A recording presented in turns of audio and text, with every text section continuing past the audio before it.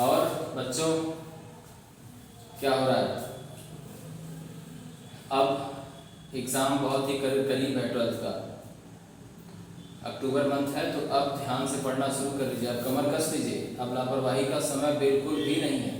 समझ रहे हैं ना आप लोग? तो इस बार इस वीडियो में मैं आप लोगों को बताऊंगा कि लाइट रे का रिफ्रैक्शन जो प्रिज्म से होता है तो उसमें लाइट रे अपने एक्चुअल पाथ से डेविएट हो जाता है। लाइट रे का जो एक्चुअल पाथ है वो एक्चुअल पाथ में ना जाके वो किसी और डायरेक्शन में चला जाता है, जिसको कहते हैं डेविएशन ऑफ लाइट रे through prism. Deviation of light रे थ्रू प्रिज्म। उस डेविएशन एंगल का फॉर्मूला पिछले वीडियो में हम लोगों ने डिराइव किया था। आज मैं आपको बताऊंगा कि वो जो डेविएशन हो रहा है उसका मिनिमम वैल्यू कब होगा, कौन से कंडीशन में होगा और उसका फॉर्मूला क्या है। ठीक है, तो चलिए शुरू करते हैं आज के इस वीडियो को। फॉर्मूला ऑफ मिनिमम डेविएशन, जिसका सिंबल आप डेल मीन कर सकते हैं। फॉर्मूला ऑफ मिनिमम डेविएशन यानी del mean of light ray when it passes through a prism. Okay, तो आप जानते हैं कि जैसे ये प्रिज्म का एक फेस है, triangular face A B C, जिसमें ए जो है ये प्रिज्म एंगल है और ए भी यहाँ पर रिफ्रैक्टिंग सरफेस है। तो अगर ए बी रिफ्रैक्टिंग सरफेस पर हम एक लाइट रेस को इंसिडेंट करते हैं, ये इंसिडेंट रे है, इंसिडेंट रे, तो यहाँ प्रिज्म ग्लास है, डेंसर मीडियम है, इसका refractive index mu G suppose कर लेते हैं। इधर एयर है, इसका refractive index mu A suppose कर लीजिए। तो अब यहाँ मीडियम चेंज होने वाला है, लाइट रेस अपने एक्चुअल पाथ से डेविएट हो जाएगा।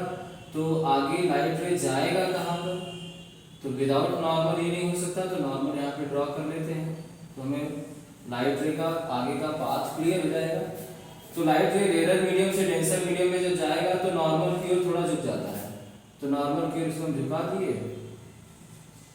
अब फिर यहाँ पर मीडियम चेंज हो रहा है। ये सारी बातें पिछले वीडियो में डिस्कस हो चुकी हैं। अगर कोई भी डाउट हो, कंफ्यूजन हो, तो आप लास्ट वीडियो जाकर देख सकते हैं, उसका लिंक मैं शेयर कर दूंगा।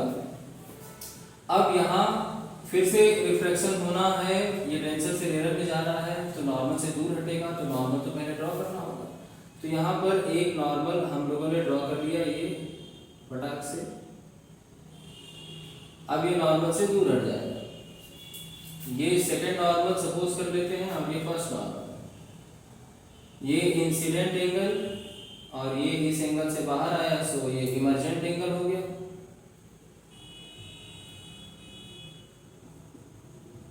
ठीक है, ये इमर्जेंट एंगल हो गया, ये इमर्जेंट रे है। ओके, अगर हम ये सपोज करें लाइट रे इधर से आ रहा है तो यहाँ पर जो एंगल बनेगा वो रिफ्रैक्टिंग एंगल होगा, जिसे आप R1 सपोज कर सकते हैं। और मान लीजिए कि अगर आप यहाँ पर रे के ठीक परपेंडिकुलर एक मिरर लगा दें तो लाइट रे टकरा कर वापस आएगा, लॉ ऑफ रिवर्सिबिलिटी के अकॉर्डिंग सेम पाथ से वापस आ जाएगा, है ना। तो इधर से देखो तो ये इंसिडेंट रे होगा, और अगर ये इंसिडेंट रे होगा तो यहाँ पर जो एंगल बनेगा वो रिफ्रैक्टिंग एंगल होगा। यहाँ जगह बहुत ही कम है तो थोड़ा बगल में एरो करके मान लेते हैं R2। तो चलो ठीक है, अब यहाँ से देखते हैं। तो ये रे ऐसे सीधे जा रहा था, ये इसका एक्चुअल डायरेक्शन था, this is the actual direction of incident ray. पर प्रिज्म से जब बाहर निकला तो फाइनली वो ऐसे जा रहा है ना, तो इसको बैक करो तो पता चलेगा कि ये अपने एक्चुअल पाथ से कितना डिस्टर्ब हुआ, कितना डेविएट हुआ। यहाँ पर मिल रहा है। तो यहाँ समझ में आ रहा है कि ये जो एंगल है ये है हमारा डेविएशन एंगल। जो लास्ट वीडियो में हम लोगों ने इसका डेरिवेशन किया था और वो रिजल्ट आया था ये I plus E minus prism angle. This is the general expression of deviation angle without any special condition. इसमें कोई टर्म एंड कंडीशन नहीं लगाएगा। ठीक है, आज का हमारा टारगेट है कि ये डेविएशन मिनिमम कब होगा। ठीक है, तो इस फॉर्मूले को देखिए और आप खुद से पूछिए, आपको समझ में आएगा। क्या एक प्रिज्म जो दिया है उसमें प्रिज्म एंगल को हम डिस्टर्ब कर सकते हैं, चेंज कर सकते हैं? नहीं। जो भी कुछ कर सकते हैं हम यहाँ पर कर सकते हैं। तो इसमें से ये माइनस हो रहा है, तो अगर ये खुद स्मॉल हो जाता है तो ऑब्वियसली डेल भी स्मॉल हो जाएगा। तो अब हम ये देखेंगे कि ये वैल्यू स्मॉल यानी मिनिमम कब होगा। तो एक फॉर्मूले से समझते हैं। वी नो दैट, हमें पता है कि a plus B is equal to a minus B का होल स्क्वायर प्लस 4ab, मतलब आप इसे ऐसे लिख सकते हैं। अगर आप इसे सॉल्व करते हैं तो यही मिलेगा। ठीक है, तो अब आप क्या करिए कि I को अपने मन में a सपोज कर लीजिए और E को b सपोज कर लीजिए। तो ये कैसे लिख सकते हैं आप? I plus E is equal to under root I minus E का whole square plus 4I into E, है ना। तो अब इसे आप देखिए, तो इसको देख के समझ में आ रहा है कि ये जो टर्म है ना, ये जब मिनिमम होगा तभी ये मिनिमम होगा। ये जब मिनिमम होगा उसी केस में ये मिनिमम होगा, और ये जब मिनिमम होगा तो डेल्टा भी मिनिमम होगा, है ना। तो ये मिनिमम क्या हो सकता है? स्क्वायर है ना ये, तो नेगेटिव थोड़ी ना हो सकता है। ये अगर मिनिमम हो सकता है तो जीरो हो सकता है ना। तो जीरो कब होगा? चलो जीरो लेके देखते हैं। तो जब I माइनस E को जीरो लेंगे तो यहां से क्या निकलेगा? I is equal to E। तो यानी अब समझ में आ गया कंडीशन। कंडीशन क्या है? When incident angle will be equal to emerging angle, incident angle और इमर्जेंट एंगल जब आपस में इक्वल होंगे देन जो डेल है वो मिनिमम होगा। डेल्टा क्या होगा? मिनिमम होगा। और हाँ, ये साइड में मैं लिख दे रहा हूँ कि I और E जब आपस में इक्वल होंगे तो R1 और R2 भी आपस में इक्वल होंगे। इस रिजल्ट का इस्तेमाल हम लोग अभी थोड़ी देर बाद करेंगे। अब ये कंडीशन और इस कंडीशन को इस फॉर्मूले में अप्लाई करते हैं। Or del is equal to I plus E minus A था ना, तो इसमें अप्लाई करो। तो डेल की जगह पे डेल मीन लिख देते हैं, और I और E, I is equal to E है तो E की जगह पर भी क्या लिख देते हैं? I। तो ये टोटल क्या हो जाएगा? 2I। तो ये रहा हमारा मिनिमम डेरिवेशन का एक फॉर्मूला। इसके बाद एक और फॉर्मूला हम लोग डिराइव कर सकते हैं, पर मैक्सिमम न्यूमेरिकल जो है वो इससे लग जाएंगे। Most of the numerical minimum derivation पर जो होंगे वो इससे लग जाएंगे। समझ गए ना? ओके। अब एक और फॉर्मूला हम लोग डिराइव करेंगे जिसमें मिनिमम डेरिवेशन प्रिज्म के रिफ्रैक्टिव इंडेक्स से कनेक्टेड होगा। तो वो कैसे डिराइव करेंगे उसको जरा देखिए। इसको मैं मिटा देता हूं।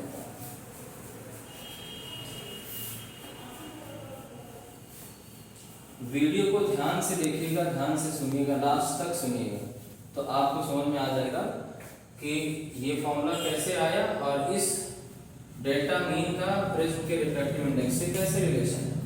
ठीक है, तो चलिए हम स्नेल्स लॉ को यूज करते हैं। बाय स्नेल्स लॉ, स्नेल का ये स्टेटमेंट था कि पहले मीडियम का रिफ्रैक्टिव इंडेक्स और जो एंगल बन रहा है उसका साइन वैल्यू, ये प्रोडक्ट बराबर होगा दूसरे मीडियम का रिफ्रैक्टिव इंडेक्स और जो नॉर्मल के साथ एंगल बन रहा है उसके साइन वैल्यू के, है ना। तो क्योंकि मिनिमम डेविएशन के केस में, in case of minimum deviation, वहां साइड में कोने में मैं लिखा हूं R1 is equal to R2 is equal to R। तो यहाँ R1 की जगह पर आप क्या लिख सकते हैं? सिर्फ R लिख दीजिए। ठीक है, ओके, अब मैं इसे मिटा देता हूँ, इसकी जरूरत नहीं है।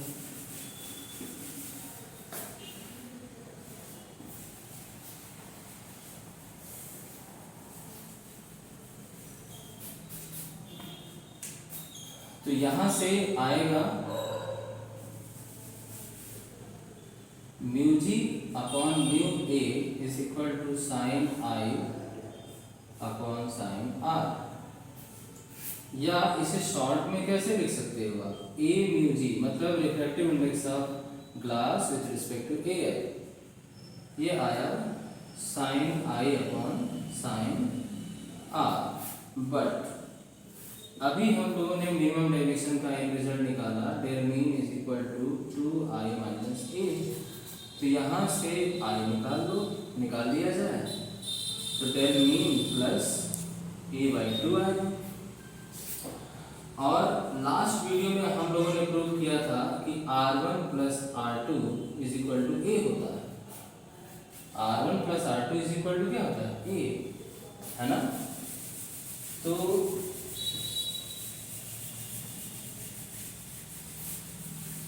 एक बार मैं फिर लिख दे रहा हूं बार बार, in case of minimum deviation, जो कि यहां पर भी मेंशन है, R1 और R2 इक्वल हो जाते हैं। सो ये जो रिजल्ट है R1 plus R2 is equal to A, तो इन दोनों जगह पे R लिख लेते हैं, तो 2R is equal to A, तो यहाँ से R इज इक्वल टू क्या मिलेगा, a बाई 2, है ना। ओके, तो ये रहा R का वैल्यू, ये रहा I का वैल्यू। अब R की वैल्यू और I की वैल्यू को इस रिजल्ट में हम लोग लिख लेते हैं इसमें, ठीक है।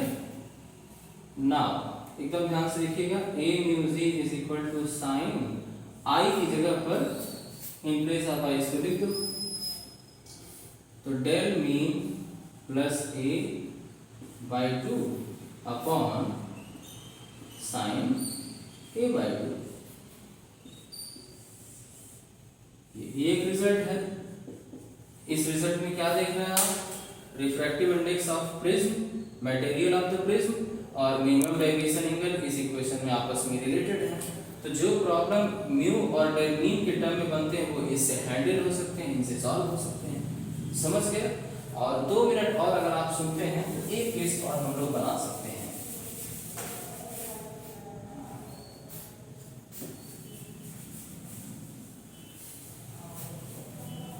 इसमें अगर कोई भी बात आपको नहीं समझ में आती है तो मैं ये कहूँगा कि आप वीडियो को रिपीट करके दोबारा उसको देख लीजिएगा, तो आपको समझ में आ जाएगा। फिर भी अगर आपको कोई बात नहीं समझ में आती है तो आप उसको कमेंट में लिखिएगा, तो मैं उस चीज़ को दोबारा नेक्स्ट वीडियो में इलाबोरेट कर दूँगा, ठीक है। तो एक और है जो हम लोग ये म्यू और डेल मीन को रिलेट कर सकते हैं, वो एक बहुत स्पेशल केस है, हमेशा नहीं यूज हो सकता है। क्योंकि अभी आपने देखा कि ये रिजल्ट है स्नेल्स लॉ के according, a mu G is equal to sine I upon sine R, है ना। तो आपको पता है मैथमेटिक्स में ये बात बताई जाती है कि अगर एंगल बहुत ही छोटा हो तो उस केस में आप साइन थीटा को अप्रॉक्सीमेटली थीटा लिख सकते हैं। तो ये रिजल्ट अगर हम यहाँ पर यूज करते हैं, ठीक है, तो आप समझिएगा ना, if I and R be very small, तब तो क्या होगा, तो साइन I को आप अप्रोक्सीमेटली I लिख सकते हैं और उसी तरह साइन R को अप्रोक्सीमेटली R लिख सकते हैं, है ना। तब ये एक्सप्रेशन क्या हो जाएगा,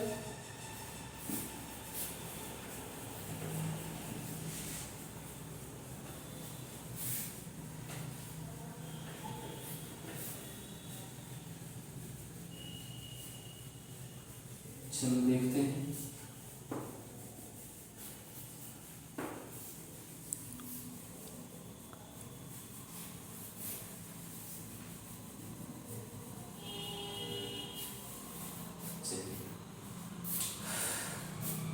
तो a mu G is equal to I upon R हो जाएगा, साइन को हटा दोगे तो आई अपॉन आर हो जाएगा। बट अभी आपने देखा इन केस ऑफ मिनिमम डेविएशन, ये मैं बार बार इसलिए लिख रहा हूँ ताकि आप भूल ना जाएं। I is equal to del mean plus A by two और आर इज इक्वल टू था रिजल्ट ए बाई टू। तो इन दोनों को हम पुट करेंगे तो del mean plus A by two upon A by two, 2 से 2 कट जाएगा, ए को लेफ्ट में लेंगे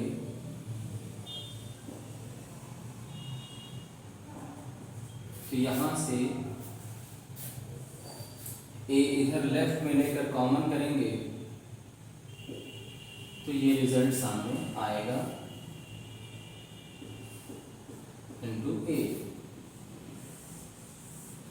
है ना। तो ये एक और फॉर्मूला है मिनिमम डेविएशन का रिफ्रैक्टिव इंडेक्स के टर्म में, लेकिन इस फॉर्मूले को हमेशा हर एक कंडीशन में आप इस्तेमाल नहीं कर सकते। ये कब आया है, जब आप आई और आर को बहुत स्मॉल सपोज किए हैं तब, ठीक है ना। तो याद रहे ये आप सिर्फ तब इस्तेमाल कर सकते हैं जब आई और आर बहुत ही स्मॉल हो, ठीक है। तो एट लास्ट मैं सारे रिजल्ट को एक साथ यहाँ पर लिखने जा रहा हूँ।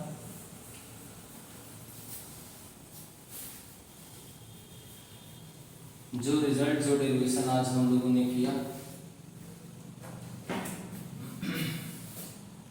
पहला फॉर्मूला आप कौन सा बनाए मिनिमम डेरिवेशन का, आई के टर्म में 2i माइनस ए। फिर उसके बाद आप रिफ्रैक्टिव इंडेक्स का मिनिमम डेविएशन के साथ एक रिजल्ट बनाएं स्नेल्स लॉ को यूज करते हुए, वो ये है ना। और एक स्पेशल रिजल्ट अभी आप बनाए हैं जस्ट बगल में है, ये भी रिफ्रैक्टिव इंडेक्स और मिनिमम डेविएशन के बीच में है, बट इस फॉर्मूले का इस्तेमाल आप हमेशा नहीं कर सकते। If and only if I and R be very small, ये आप हमेशा यूज कर सकते हैं, पर इसको आप सिर्फ तब यूज करेंगे जब आई और आर बहुत ही छोटे हों तब, ठीक है। और बिल्कुल लास्ट में मैं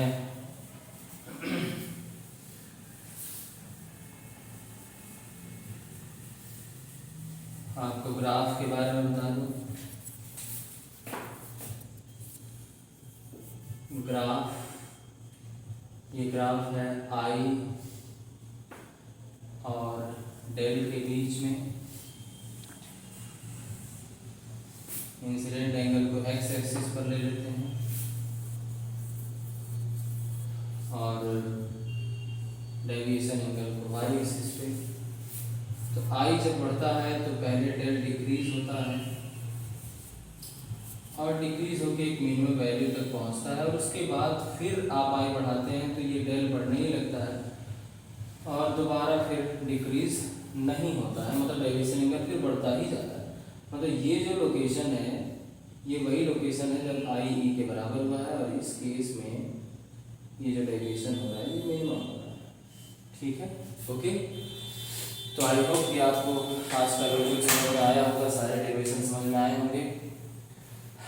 मुझे इतनी देर तक सुनने के लिए आपका बहुत बहुत धन्यवाद। नेक्स्ट वीडियो में फिर मिलते हैं आपसे। नमस्कार।